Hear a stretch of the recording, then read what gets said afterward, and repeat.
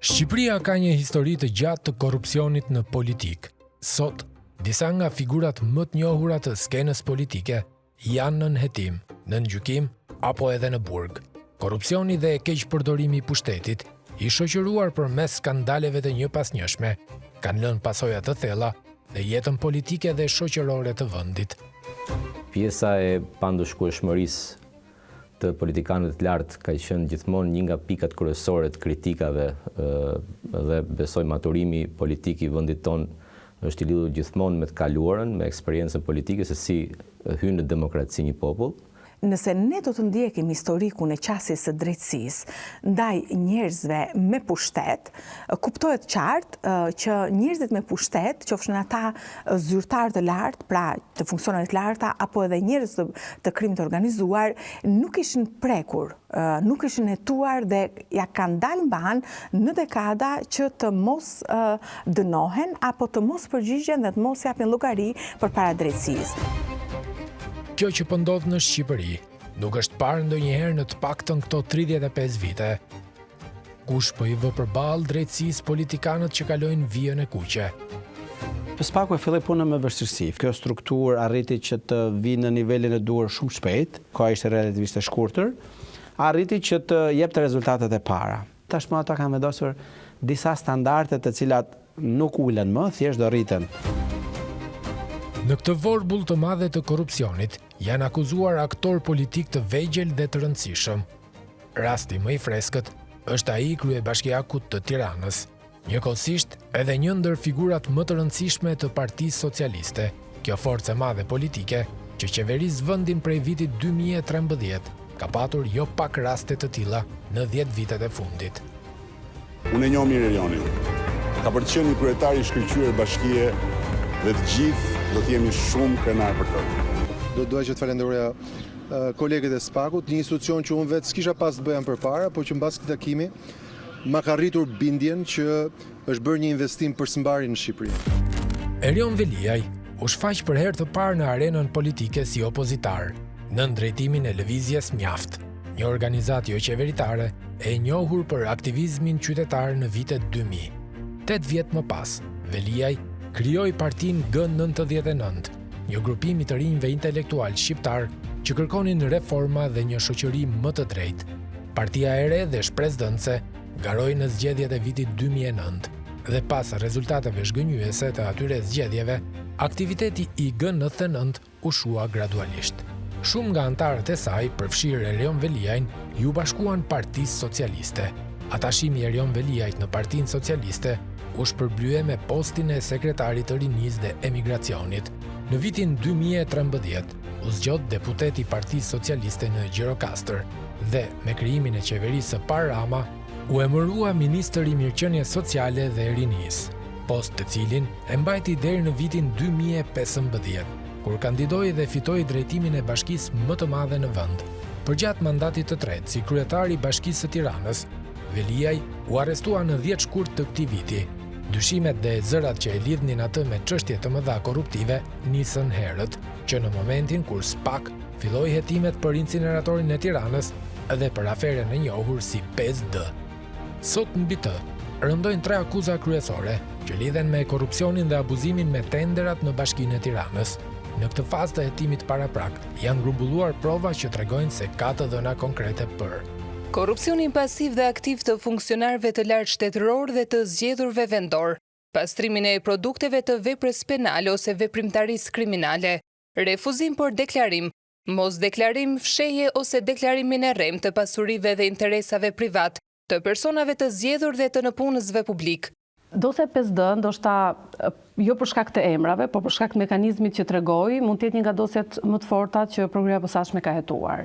Faza e dytë, të cilën unë do e konsideroja shumë të rëndësishme, ishte ajo e goditjes së emrave, të cilët konsideroheshin në të tashmen si të paprekshëm. Dhe padyshim në këtë rang do fusja hetimin dhe më pas arrestimin e kryebashkiakut të Tiranës, Erion Velia, I cili tashmë ndodhet në qeli për akuzat të korrupsionit dhe pastrimit parave.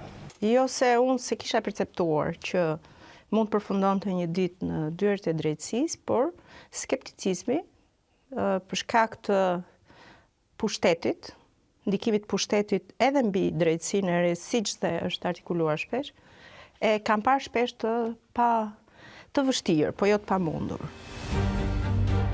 Arrestimi I kryetarit të Bashkisë së Tiranës pati jehon të madhe.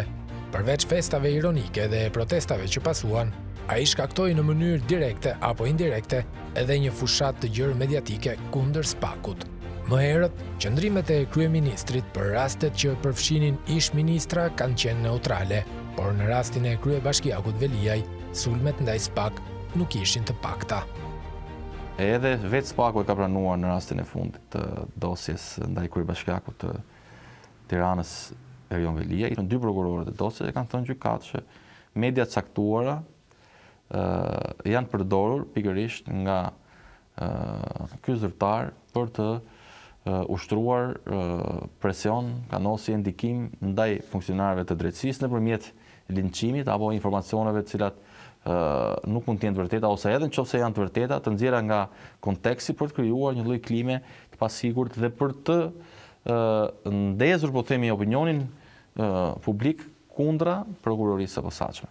Kur shkova me marr intervistë kryetarin e komisionit hetimor për incineratorët Jorida Tabakun, tha, je sigur që do të transmetosh sepse asnjë mikrofon nuk I afrohej. I thash po, edhe u çudita në fakt, me thënë drejtë, më duk kështu si, po, pastaj nuk u çudita më dhe më kujtu Jorida, kur në fakt nuk u transmetua në televizion cikli plot, ka qenë një cikël dokumentarësh për incineratorët me Ina Media, dhe nuk u transmetua në ABC, sigurisht në asnjë televizion tjetër.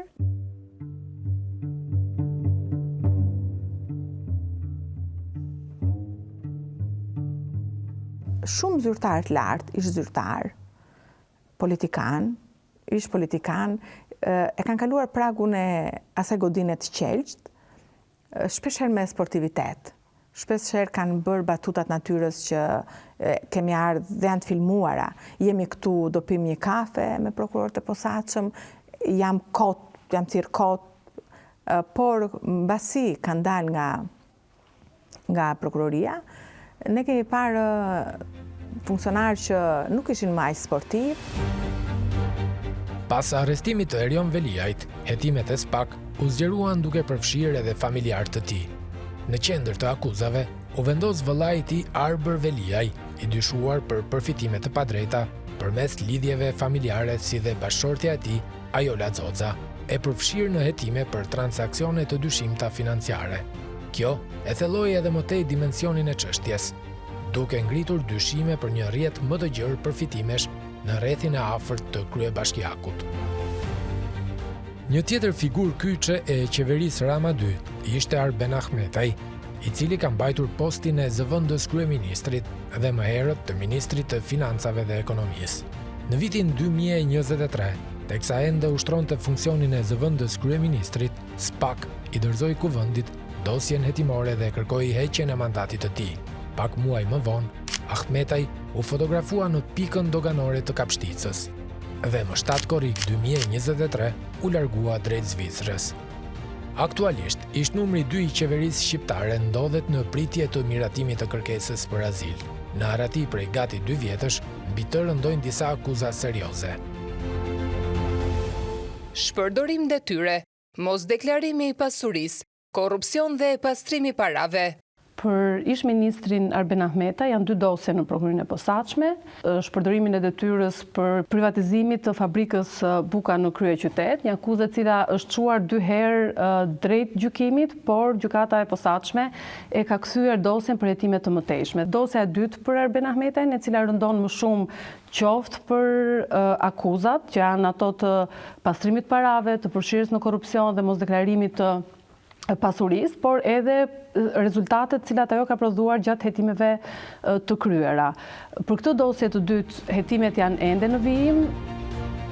Ndaj numrit 2 të qeverisë, janë ngritur dyshime të forta për lidhje me sipërmarrësit e incineratorëve, përfitime financiare edhe ndikim për të favorizuar procedurat e koncesioneve. Ishte vështirë të provoje lidhje direkte mes zyrtarit publik në atë kohë që ishte zoti Ahmetaj dhe këtyre personave, dhe këtu ishin rrethanat e fatit që ne në gazetari themi zotat e gazetarisë zgjohen, sepse pati fatkeqësisht një aksident në Maqedoninë e Veriut, ku zoti Ahmetaj dhe zoti Mërtiri udhtonin së bashku dhe ne arritëm gjenim dokumentat e pjesës hetimore pas aksidentit, i cili na vërtetonte faktin që këta dy persona jo vetëm që njihen, por udhtojnë bashkë, ka një marrëdhënie të gjatë edhe biznesi dhe miqësie me njëri tjetrin.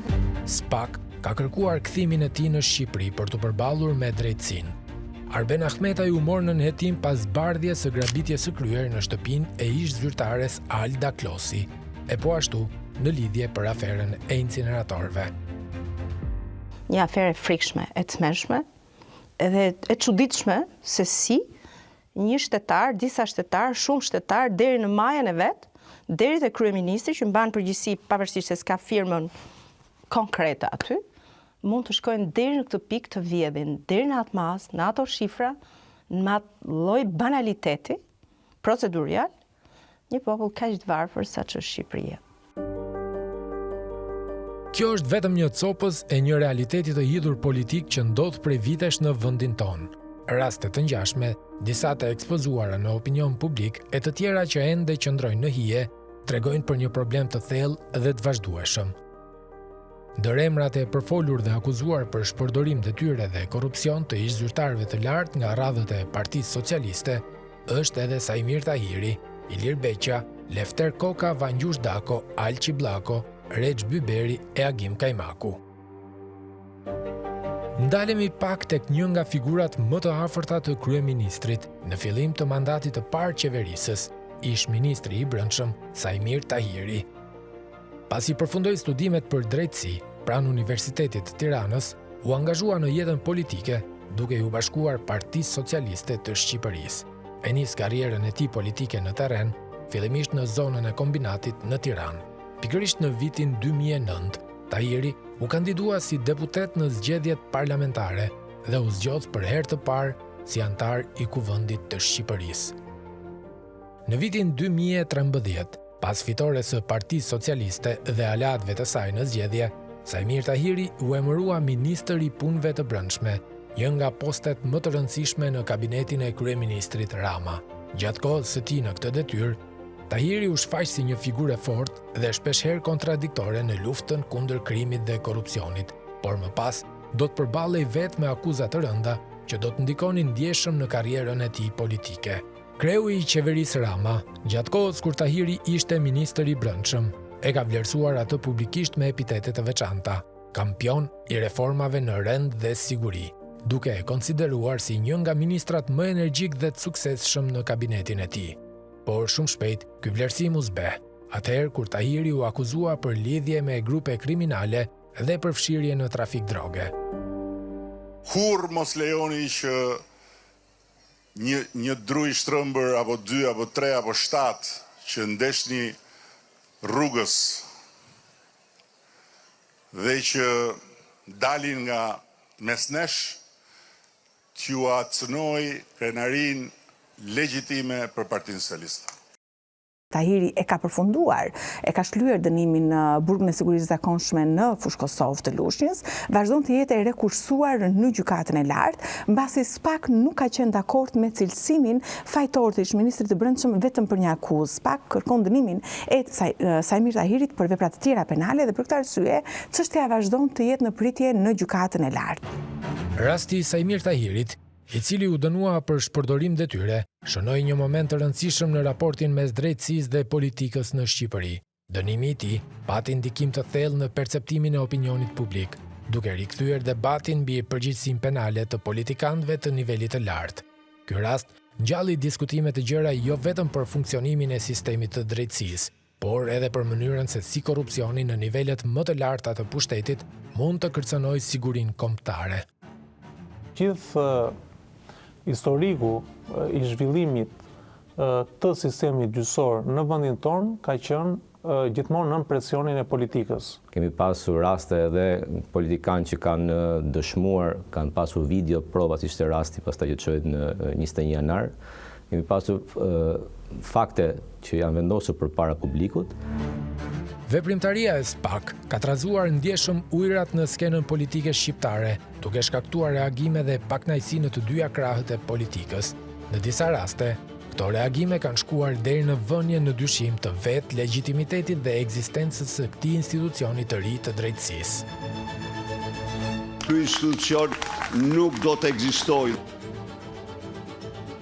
Ndërkohë që kemi palën tjetër politike, që thotë që ne do ta shkrim SPAK-un, kuptohet se në çfarë lloj situate po operon ky lloj institucioni dhe çfarë lloj presioni po mbart me protesta që zhvillohen në dyert e saj dhe me prokurorë që duhet përballen edhe me linçime publike nga media caktuara që vi çekat pak më parë. Dhe prokurorët dhe gjykatit operojnë në një terren i cili ka ndjeshmëri të lartë politike dhe vetë prokurorët janë shprehur që ata nuk ndikohen nga politika në mënyrë indirekte, sigurisht që konteksti politik është i rëndësishëm dhe një klimë e cila nga parti politike ka qenë deri diku agresive dhe kundërshtuese me ulje ngritjet e saj. Struktura e posaçme kundër korrupsionit dhe krimit të organizuar nisi punën në 19 dhjetor të vitit 2019 me një trup prej 8 prokurorësh. Kjo strukturë u krijua si pjesë e reformës në drejtësi, e miratuar në vitin 2016 me mbështetjen e fuqishme të Bashkimit Evropian dhe Shteteve të Bashkuara, me synimin për tetuar dhe ndëshkuar figurat që deri atëherë konsideroheshin të paprekshëm në Shqipëri.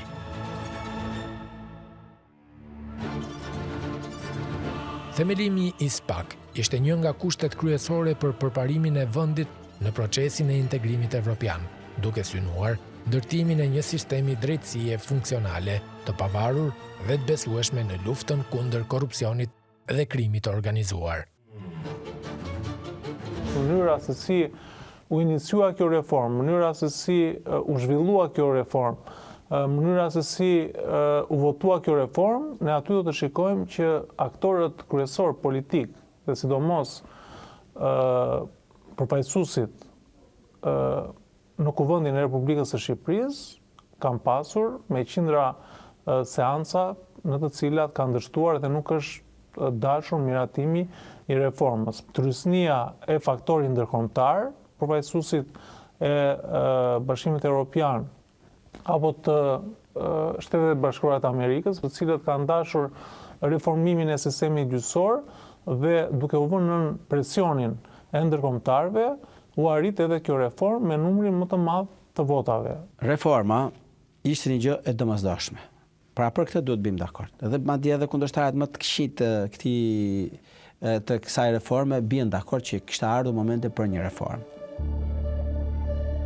Pavarësisht sfidave të vazhdueshme dhe sulmeve të herpashershme nga politika apo media, SPAK ka shprehur shqetësime dhe lidhur me buxhetin e miratuar nga qeveria për vitin 2025. Megjithse buxheti i përgjithshëm i shtetit është rritur me 8.2 miliardë euro, SPAK vlerëson se fondet e alokuara për të nuk janë të mjaftueshme për të përmbushur misionin e tij në luftën kundër korrupsionit dhe krimit organizuar. Sistemi gjyqësor gjeneron mbi $1 miliard në vit nëse funksionon normalisht.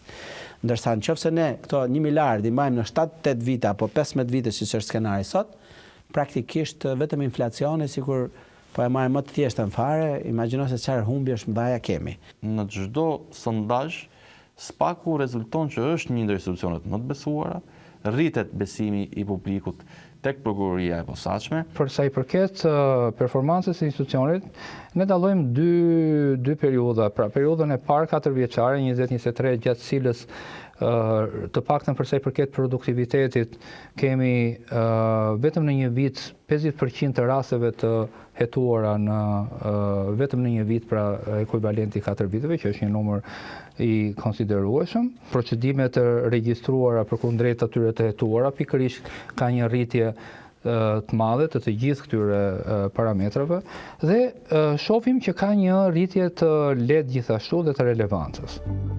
Pavarësisht pengesave që ka patur SPAK, Kjo strukturë mundi të çonte përpara drejtësisë edhe shumë emra të tjerë të rëndësishëm, jo vetëm nga kampi roz. Po pse o Palaco ka frikë Ilimeta nga burgu jut? Po Ilimeta nga burgu do ta shpërbëj atë celul kriminale që është atje, o Palaco.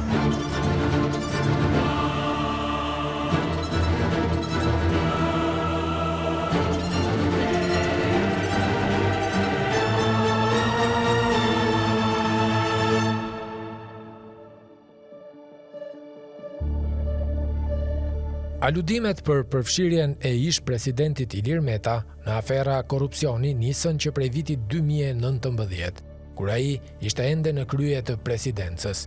Emri i tij ishte i lidhur me 3 çështje kryesore: dosjen Çezdia, për të cilën është marrë në pyetje, lobimin e Lëvizjes Socialiste për integrim në SBA dhe transferimin e fondeve në Kipro, të cilat lidhen më së shumti me ish bashkëpunëtorët e tij, si edhe kallëzime për fshehje pasurie dhe mosdeklarim të operacioneve plastike.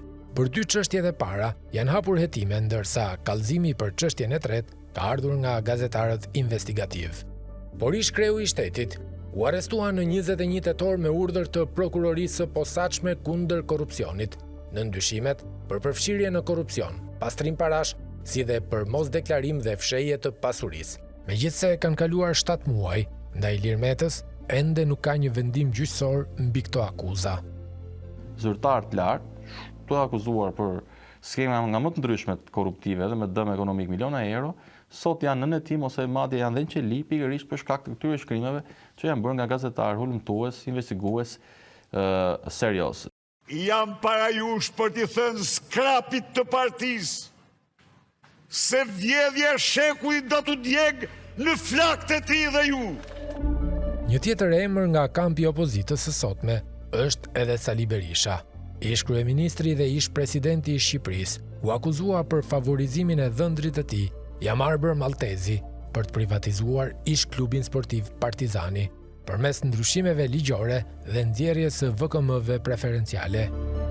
Fillimisht ndaj Berishës u vendos masa detyrim paraqitje, pasi ai nuk ju përgjigj thirrjeve të SPAK për t'u marrë në pyetje, në 30 dhjetor 2023, gjykata caktoi masën e sigurisë arrest shtëpie, masë e cila vazhdoi deri në 27 nëntor 2024, kur këtij të fundit ju ndryshua kjo masë nga apeli i GKK-o.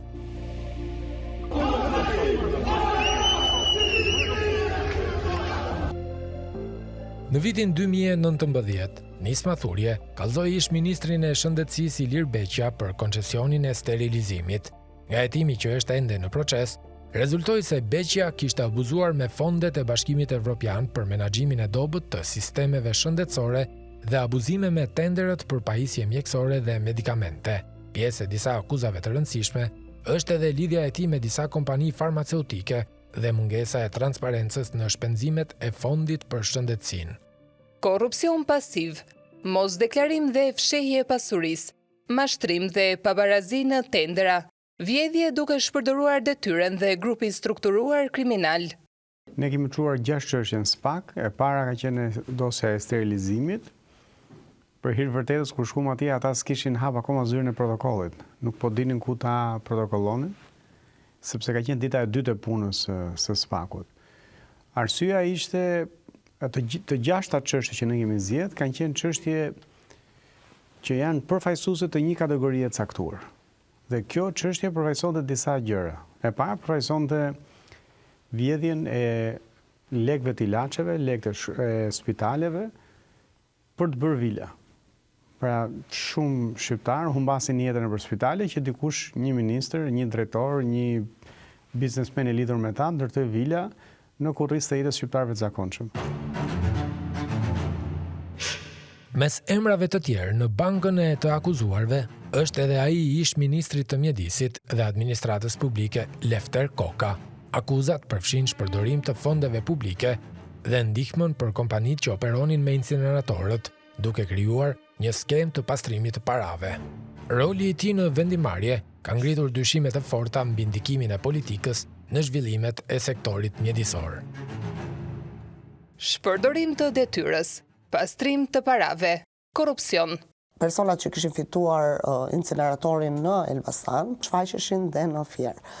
Dhe ne filluam gërmojmë pikërisht aty për të gjetur kush janë këta persona fillimisht. Ishte shumë e qartë që në fillim që asnjëra prej kompanive, as ajo Elbasanit dhe as ajo e Fierit nuk kishin një eksperiencë më parshme, pra dilnin nga hiçi si kompani për të fituar këto kontratat majme. Nga viti 2018 deri në vitin 2020 ne pastaj morëm vesh sepse u shpall dhe kontrata e Tiranës dhe kjo si skemë u bë shumë e madhe. Le të kthehemi pas në kohë. Ishte viti 2007 dhe në skenën politike u shfaq Vangjush Dako, një emër jo pak i njohur për socialistët, pasi në vitin 2001 deri në vitin 2005 kishte mbajtur postin e drejtorit të policisë ndërtimore dhe zyrës vendore të hipotekave në Durrës. Aso kohë, Partia Socialiste në opozit dhe mazhoranca e djathtë ishte në revansh. Dako i fitoi zgjedhjet për Bashkinë e Qytetit Durrës kundrejt kandidatit të mazhorancës Armand Teliti. Në vitin 2011, Dako jo vetëm që arriti të fitoi zgjedhjet përballë kandidatit të mazhorancës Ferdinand Xhaferaj, por arriti të fitoi me gati 3600 vota diferencë. Suksesi i Dako nuk u ndal me kaq, por u bë figurë e rëndësishme për socialistët në zgjedhjet vendore të vitit 2013. Në qarkun Durrës, socialistët fituan 44% të votave, ndërsa në 2017 ata arritën të fitojnë 51% të votave. Durrësi u bë në këtë mënyrë qarku që ndikoi shumë në fitoren kombëtare të socialistëve në vitin 2013 dhe në 2017.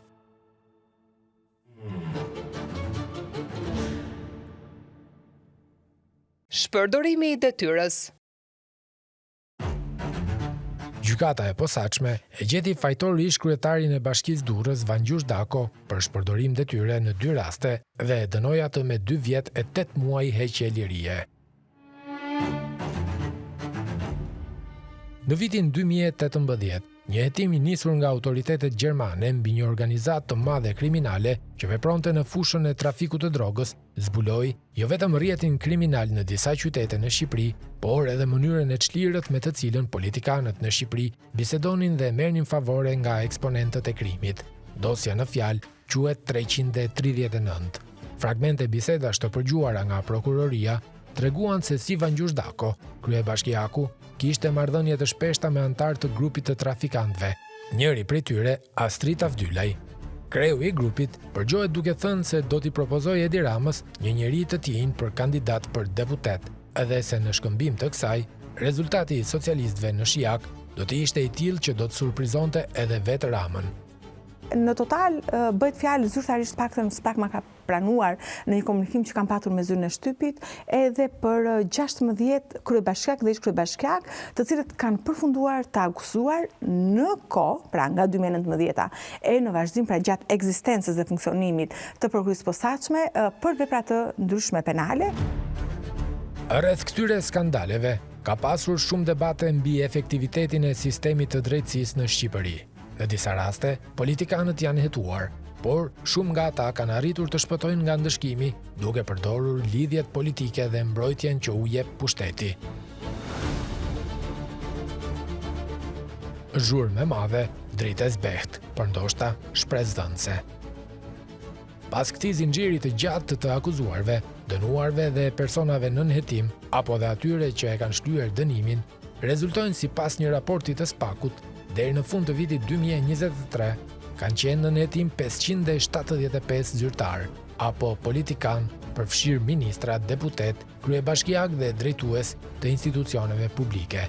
Akuzat variojnë nga korrupsioni dhe shpërdorimi i detyrës, deri tek pastrimi i parave dhe lidhjet me krimin e organizuar. Ne kemi humbur forcën më vitale të shoqërisë, jo humbur, kanë ikur, e kanë braktisur vendin, atëherë nuk kam pse merrem fare me shifra, sa financa kemi humbur dhe çfarë kemi humbur. Kjo mjafton për ta quajtur dram për vendin tonë. Ky është një udhtim që nuk mund të ndalet. Shpresa për një të ardhme më të ndershme mbetet, por pasojat e veprimeve të tyre janë të pashlyeshme për qytetarët shqiptar. A do të ndryshojë diçka në këtë sistem të brisht? Vetëm koha dhe drejtësia mund të përgjigjen.